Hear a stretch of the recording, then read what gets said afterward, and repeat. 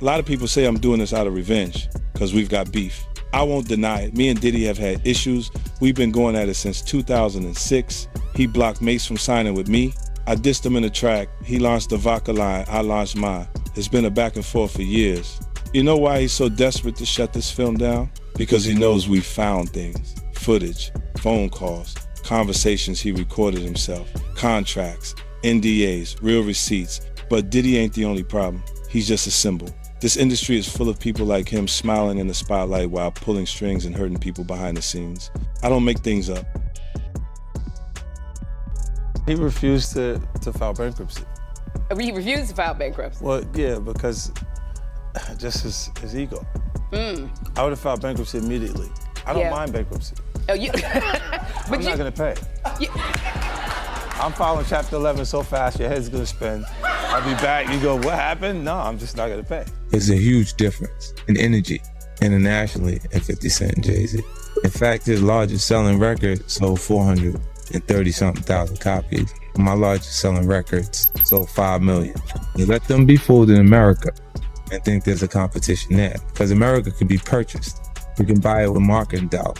You see what I'm saying? But the rest of the world, there's not enough marketing dollars to go around. That's why I made a statement about Taylor Swift. I wish you would come take one of my awards so I could black his eye in front of everybody. And Jay disagrees. I want everyone to be clear. No one's scared of 50 Cent. Does that bother you? Does it bother you? No, it doesn't bother me. It's just his choice. Why would you have to make that clear when no one's ever asked me if I'm afraid of Jay-Z? The public is responding to his punk presentation. It's not 50 Cent. I don't have a problem with him. Kanye would not take a trophy from me. Neither Jay-Z. Right. Neither one of them. What would you have? 50 Cent is back with never-before-seen footage, and it's shaking the hip-hop world. Could some of the biggest names be hiding secrets behind the scenes? New revelations are dropping, and fans are already questioning everything. You won't believe what's coming next. Stick around, because this story changes everything you thought you knew about the game. 50 Cent just dropped Season 2 of his explosive Diddy documentary, and this time he's serving up never-before-seen footage that throws both Diddy and Jay-Z into the spotlight. The fallout? Already shaking the industry. 50 claims Jay-Z is the first person Diddy is allegedly turning on, saying Jay quietly set things up so Diddy took the fall, while he stayed untouched. Reports say Jay-Z showed up at Diddy's parties, was named in multiple lawsuits, yet never faced court, and somehow the accusers backed down. Now, with 50's new footage out, the big question is, was Jay-Z really the mastermind behind Diddy's troubles, pulling strings in silence while others got burned? Concept with the Super Bowl. See, they don't understand the relationship. They was trying to get him to do the Super Bowl without me. Wasn't happening. And that's not it. It wouldn't happen. No way. You see what I'm saying? Because he would look and go, it's okay for them, the award shows, not to give me the trophies. If you look at even Jay-Z's career, you can look at that and say the association to Beyonce is when he started to receive the 16, 17 Grammys since he's been with Beyonce. Right? And you go, prior to that, one. Right. You see what I'm saying? So that came in association, like you see the kids even have Grammys. Like they don't sing yet. They don't sing. Right. They don't rap yet. And they already have Grammys. So it's like they would give them this trophy so we secure that they're coming to the award show. It meant that much to the culture that they just... 50 has been beefing with Jay-Z and Diddy since the late 90s, ever since he called Jay-Z a fraud on How to Rob. From the start, 50 claims he saw Jay as all image and influence, lacking raw talent. Instead of competing straight up, Jay allegedly used his power to block rivals, even timing album drops with his circle to hurt 50's sales. According to 50, Diddy and Jay didn't hit billionaire status from music alone. They built their empires by stepping on others, weaponizing connections, and leaving chaos behind. I remember one time walking in the studio, Bleak Beans, everybody was in there, and I was like, man, I'm telling you, man, y'all got a chance right now, just flood it, put out a lot of music, because 50 Cent is coming. And, you know, 4 months later, In the Club hit, and it was over. And it was just like, okay, now everybody got to sit on the sidelines and wait this tidal wave out. 50 says he saw it early. Jay-Z and Diddy trying to sideline Nas and anyone who threatened their control. The same men preaching about uplifting black artists, allegedly shutting competitors out behind the scenes. 50 never bought their story. He noticed the pressure, the power moves, and how loyalty decided survival. Insiders say Jay and Diddy didn't just compete, they decided who got to win. You couldn't be bigger than Jay-Z. You couldn't sell more records than Jay-Z. But all you had to do was listen to Benny Siegel, and Benny Siegel was, oh my God. Oh my God. Yeah, he said that. That was the first of me actually hearing that. Like, oh shit. Like, I used to have questions like, why every time my album dropped, Jay would drop right on top. He wouldn't let me breathe, or right before me. Like, I was always close, and I always thought like, damn, if a kid, back then it was physical copies. So if you had $20, $20 that you saved up and you was gonna buy an album, and it's under the same house, Rockefeller, between Jay and Beanie Siegel, you won't, 9 times out of 10 you won't buy the Jay-Z album. I never understood that every single album that I dropped, Jay dropped right on top. And it was like, damn, like to have in-house competition at that magnitude was crazy. Jay already the boss, but I always thought that, like, let me breathe. But to maliciously plot to hold me back, I don't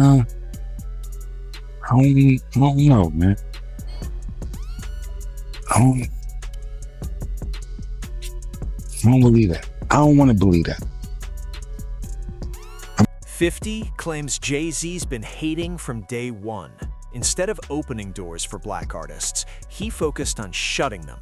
At one point, Jay allegedly tried to block 50 from performing at the Super Bowl until Eminem stepped in, telling the NFL he wouldn't perform without 50. Suddenly, the show went on. The big homie Jay-Z, right? I said to my nephew, I said, yo, listen, I have to ask him this straight up. So I said, yo, why, who is the people that's on NFL? And he said to me, and I'm sorry for anybody who don't understand, and he said, the white guy called for 50 Cent.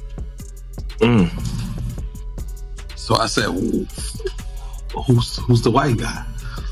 I'm digging this Jimmy Iovine. And he said, no, Eminem called directly for 50. And he said, that's his guy. He said, I can't do it if I can't bring 50 up. But that's his guy. That's beautiful. And guess who's Dre's guy? Your guy. Me. Let's make him live. I mean, Jay-Z's on a whole nother level. Like, I mean, you know, he's like, but you know what I like about 50? 50's on a whole nother level, but he's still approachable. You still get to meet the people and you know, Jay got to remember the people that made him. You know, I'm not saying I don't got respect. I respect Jay-Z, 50, used to respect, you know, Diddy, but all that crazy going on. But, you know, I always respected him because I looked at, for New York, those were like the guys, you know what I'm saying? The guys with the most money and the most influence. So with Jay is like, when the last time you haven't seen Jay, so I think people are just gonna say that. You know what I'm saying? But for me, I mean, Jay, you know, you gotta remember, he didn't want 50 at the Super Bowl. That was crazy. I'm like, wait, Jay didn't want 50 at the Super Bowl? Know that? Yeah, he didn't want. I remember Eminem pushed for it. That was some haters. Yeah, I remember Eminem was like, I'm not gonna do it unless 50 does it. I heard that. Yeah, but I didn't know that Jay was trying to stop it. I don't think Jay. I don't know. 50 never told me that, but I don't think Jay wanted him there. I don't know. Because of what, some of the. I mean, you know, it's competition. You got to think. 50 always been competition for Jay. Remember, I'm about $1 with the 50 Cent. That was a long time ago. That was what, 9? What was that? 9? But after that, they did a song together. Remember the whole, of course, but 50 was always competition for niggas. Then remember Jay said, yo, 50's coming. He told Siegel and them, and Memphis Bleak and all them. Yeah. And come on, 50's like, he's on a whole nother level. You gotta remember, he came after this. He came after Jay and Rockefeller. G-Unit came, and people might shit on G-Unit, but with Eminem, Dr. Dre, 50 Cent, nobody has outsold us, bro. Yeah. Nobody has had the effect that we had. Jay-Z and Diddy have reportedly been tight since the 90s, but when things fell apart, Jay allegedly refused to back Diddy, and some believe he may have helped orchestrate the setup. CNN reportedly sat on footage involving Diddy and Cassie for 8 years before suddenly releasing it. Who told them to hold it, and why release it now? The timing is way too perfect to ignore. Who was kind of like, we're done with this guy. You're not back. You're threatened to say this. Release the footage, right? So they released the footage. He comes out, issues an apology. While his lawyers accused the government of leaking the tape, it was later admitted as evidence in his trial. Again, January deal. March is raiding his house, Miami and LA. May, here's a video being dropped from CNN, even though they've been sitting on it for 8 years. September 2024, book is released, Kim's Lost Words, which, by the way, there's a lot of speculation with this thing here. So whatever I'm reading is not necessarily 100%. It is there, it is not there. The alias they use on who wrote the book is Shanti Millwood, which is an alias for Tupac, which is kind of weird. Why would you use that? This book appeared on Amazon, allegedly written by Kim Porter, accused Diddy of a misconduct with minors. Porter's children denounced it as fake. Investigators revealed the real author was Chris Todd, who claimed he compiled the book from a mysterious flash drive. Insiders say Diddy's downfall was deliberate. One moment he celebrated, handed keys to the city, praised at the top. The next, losing hundreds of millions and being led away in cuffs.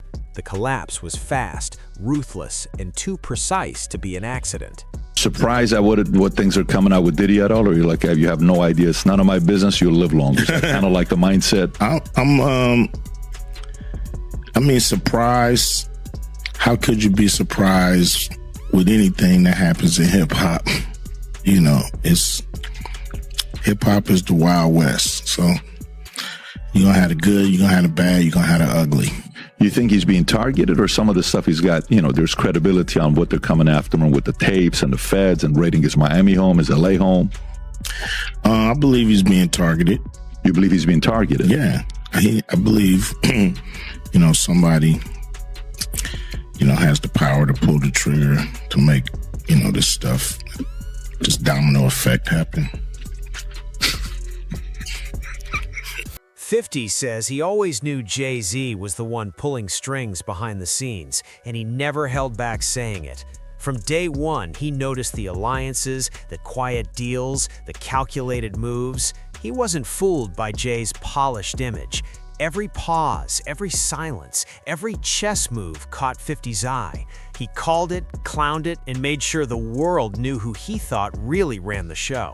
Also come with Jay, the part with Jay. I go, oh shoot, like to us, that had to be there. We getting tighter, you know what I'm saying? And united we stand, and ain't nothing else. Black excellence, they're sitting there like, yeah. It's a billionaire brunch. Like, I hate you, man. Unaware of anything going on here.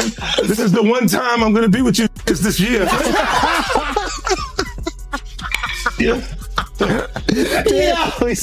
Come on, bro. To anyone paying attention, 50 says it's clear. Jay-Z runs the industry from the shadows. A businessman first, nearly every move is about power and profit. He even called Jay's marriage to Beyoncé a strategic play. Since then, Jay's Grammy count shot up to 16 from just 1 before. Their influence now stretches to the next generation, with their kids collecting recognition before even starting in the industry. Every win, every award, it's all part of Jay's empire building. With Beyonce. When he signed that contract, the marriage contract, he got trophies. was wondering what you talking. The trophies came rolling in, buddy. He started getting Grammys left and right, man. I mean, look, if you look at his career, This guy. Wow. You're gonna let him say that? Jay was getting Grammys. He had one. Exactly. He had one. And he ain't show up. He had like 20 now. Hold on. He had like 18 since he been down. Look, he had one, bro. Hard Knock Life. You're not wrong. He was one. At the same time. He got some shit. He started drinking. His pictures went he thinks the cup. Wait a minute. So you're saying the success is derived from the marriage? I've absolutely been treated differently. The accolades. Because he's no longer viewed as what, like a street or gangster rapper. Now he's viewed as a businessman, entrepreneur, family man. And the biggest ones because of the position Beyonce's. Oh, wow. Why are you so on top of the business side of Jay-Z? You know what I'm saying? Some people like to just be an artist. Yeah, I was actually forced to be an artist and a businessman because when I tried to get a deal, I couldn't get a deal, so I had to create Rockefeller Records. We actually created Rockefeller Records from nothing. And, you know, so I was forced to know both sides of the business. What shocks most? Jay-Z has never done time. He's been accused of the same or worse than Diddy. The difference? Jay never admitted anything on live TV. His controversies didn't start with Diddy either. Back in December 1999, Jay was linked to a serious incident at New York's Kit Kat Club, accused of stabbing music exec Lance Rivera. It's a reminder, Jay's rise has always been wrapped in power, influence, and controversy. Rap star is busted. Jay-Z turned himself in tonight and the cops started working on his rap sheet, accusing him of a stabbing at a trendy party. Kimberly Richardson is at Midtown South right now. Kimberly. Well, Rosanna, just a few hours ago, police here at Midtown South arrested Sean Carter, better known as Jay-Z. The rap star voluntarily turned himself in here at the precinct earlier this evening. Now, Carter is being held here in connection with that stabbing fight that erupted at the Kit Kat Club last night. But just a few moments ago, Carter's attorney had this to say. He's not involved in this, period. He was at the club? That's my only comment. He wasn't involved in this. So it was someone else that did the stabbing and the hitting? I didn't say that. I said he was not involved in it. Now, Slovis goes on to say that at no time was Jay-Z hiding from the police, that they were in touch with cops all day and that they're trying to resolve this as gentlemen. But as Mike Sheehan shows us, others say they've seen the dark side of Jay-Z. I have my faults. You know, I'm not a perfect. Years ago, Diddy faced a serious situation too. He was even linked to a case where he allegedly shot someone. And like Jay, he walked free. Fast forward decades later, and now Diddy's the one behind bars, while Jay acts like he had no clue. Think about that. One of hip-hop's most powerful figures spent over 30 years next to a billionaire and supposedly saw nothing. 50 says he met Diddy once and immediately clocked him. Calculated, ambitious, and fully aware of every move in the game. Oh, that's why it's only business. It was really away from that. I explained why I didn't hang out with him, right? Because it's a little fluffy stuff going on. It's not your scene. It's not my style. Not your scene. They hug you from the front and the back at the same time. I got uncomfortable with him because the way he was acting to try and get me to hang out with him was like, yo, I take you shopping. Like, and I'm like, what you mean? Like, that's something you say to a woman you're attracted to, maybe. Right. It's just weird, bro. Like, and now you start to see a lot of the weird stuff that was there. It looks like it all lines up, don't it? It was not in the closet. It was in front of you and you wasn't seeing it because you see the beards or you see the girls. So you didn't look at them the way it actually is to a degree. When I say people respond, how people respond to things matter, like the internet will take to it and just go off with it. Meek responds being the uncomfortability. He goes, yo, nah, I spent $100,000 to find out why my name is in this like this. And it's in it only because he's uncomfortable. One person who was always anti-Diddy and was always speaking about Diddy as a problematic person was 50 Cent. And it turns out that it's just been announced that he's created a docu-series on Netflix. I can't wait to see this. The other end of that, every person who has tried to speak out about this, who has tried to speak out about the industry, the type of people that are controlling the industry, the attacks that people face from the media if they try to speak out, is always the same. They're called crazy. And an example of one such individual who went through those sorts of attacks is the actor Orlando Brown. He was on Disney, and I remember everyone telling us that he was totally insane and deranged when he was saying a lot of things that at the time sounded crazy, particularly about Diddy. Take a listen. The requirement is you gotta say no to Diddy. If it's new booty in the building, you know he's gonna get it. Don't take your girlfriend to a Diddy party. You can take the, but he won't you. Diddy, to me, is the fall guy. We are still seeing a major effort to protect the big names, just like with Jeffrey. None of this was exactly a secret. Industry insiders have known for years. Jaguar Wright, Gene Deal, and others close to Jay-Z and Diddy have been sounding the alarm forever. The problem? Nobody listened. As long as money kept flowing to record executives, the victims' pain barely registered. They were treated like collateral damage in a business ruled by power, protection, and profit. Jaguar has been warning us about Jay-Z. Jay-Z has now had an official lawsuit. It's everywhere. It's now being talked about louder than ever. I guess, does that give you some peace to know that people are finally really questioning this man? It's emboldening me. I spoke on Piers Morgan. I said that I had 3 victims that I've been working with, victims of the Carters, that were ready to come forward. This might help them feel a little more confident now. So this is great because he's been evading. But the thing is, everyone in the backdrop knew that he was the celebrity John Doe. Everybody knew that. They knew it when I did Piers Morgan. Is Beyonce celebrity B? I hope to God not. But she was around. And she's very... she's got enough on her plate. After everything that happened with the election and everything that's happening right now, I'm not going to dump on that woman. She got better fish to fry. Well, what I will say is that her husband, she knows exactly who he is. Yeah. She knows. She knows. Rihanna was trafficked to Def Jam. She was an innocent baby when she came over here. And look at her now. 14 going on 15 years old. Flown over without parental supervision in a private plane by a man who was supposed to be a producer who auditioned her at 3 a.m. in the fucking morning in a hotel room. Auditioning at 3 a.m. in the morning, a 14-year-old girl. She was flown to another country. She was taken to Def Jam headquarters. She was left in a conference room alone with Sean Carter for nearly 6 hours alone with no parental supervision. Her father collected a $500,000 check. She has the fastest inked deal in Def. And Diddy isn't taking this sitting down. Behind the scenes, he's already plotting a comeback. TMZ reports that White House officials are in talks over a potential pardon, possibly as soon as next week. The rumors had been floating for a while, but now it's starting to look very real.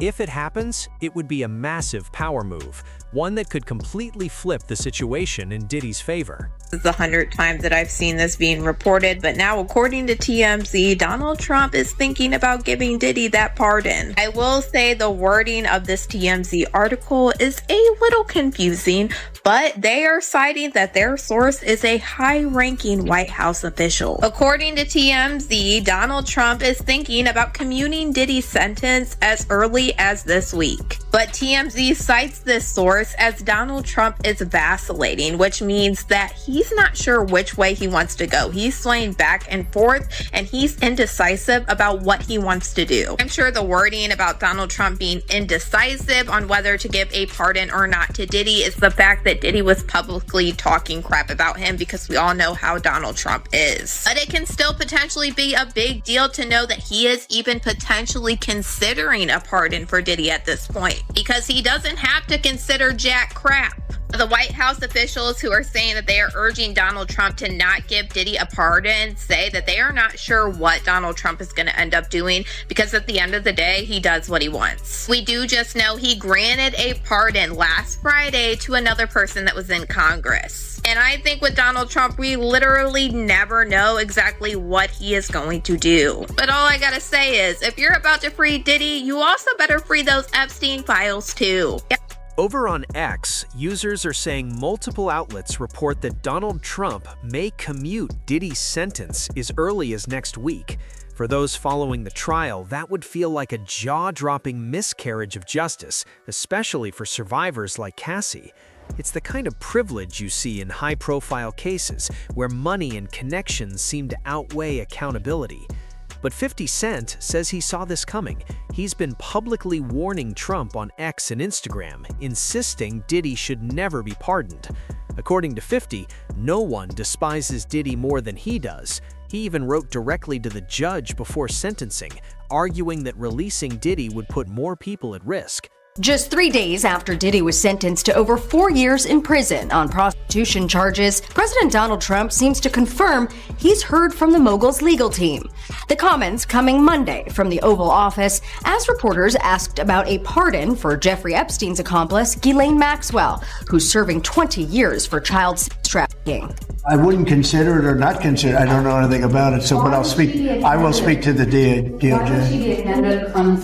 I don't know. I mean, I'd have to speak to the DOJ. I'll look at it. I have a lot of people have asked me for pardons. I call him Puff Daddy has asked me for a pardon. I love Diddy. You know, he's a good friend of mine. He's a good guy. I think he's a good guy. I'm going to stick up for him.